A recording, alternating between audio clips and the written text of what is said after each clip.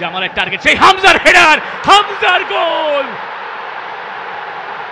Brave new Bangladesh, সেই বাংলাদেশে হামজার গোল এবং এই স্টেডিয়াম এখন ফেটে পড়ছে। ফ্রন্ট পার্টটা দিয়ে তিনি আলটিমেটলি ট্রাইটা করেছিলেন।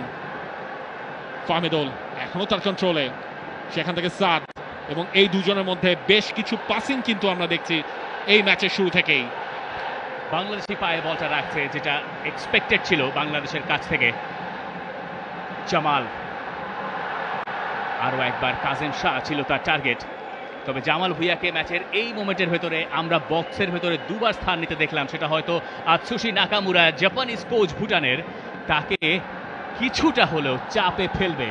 জামালকে এত তাড়াতাড়ি আমরা বক্সের ভেতরে এত প্রেজেন্স তার কমই দেখি, এবং তিনি যেখানে আজ স্টার্ট করেছেন সেটা গোল থেকে আরো কাছে। ক্লাবে তিনি যেখানে খেলছেন এই সিজনে ব্রাদার্স ইউনিয়নের হয়ে, সেখান থেকে আরো বেশ অ্যাডভান্স পজিশনে। কাজেম শাহর পাস রাকিবের কাছে, রাকিবের শট, আরো একবার সেটা আটকে দিয়েছেন তেনজিন।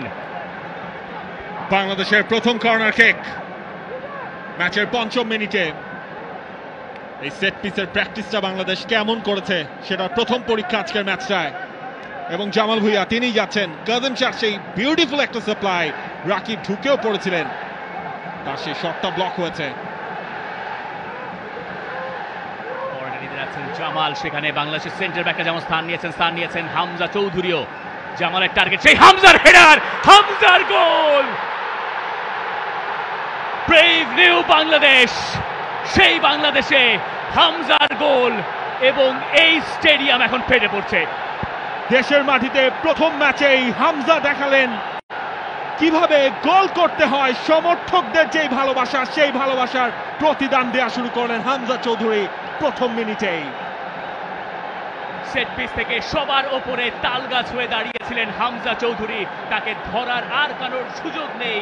হামজা তার দ্বিতীয় ম্যাচেই গোলের দেখা পেয়ে গেলেন। হামজা যখন থেকে বাংলাদেশের জার্সিটা গায়ে চাপিয়েছেন, এরপরে প্রথম গোলটা তার কপালেই লেখা ছিল। আর কি কপাল, গোলটাও তিনি করলেন কপাল দিয়েই।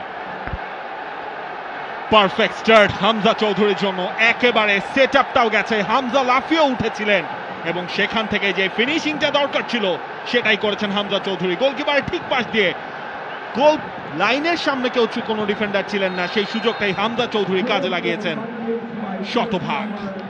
ভুটান অবশ্য এই ক্ষেত্রে বেশ হতাশ হবে।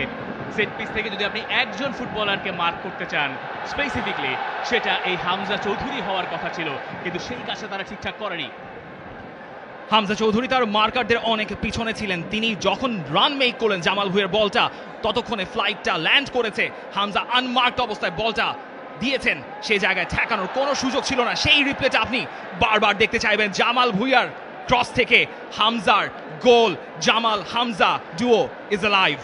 For more updates, subscribe to our YouTube channel and click on the bell icon. Follow us on Facebook and Instagram. Download T-Sports app to enjoy exciting games and highlights. Visit tsports.com.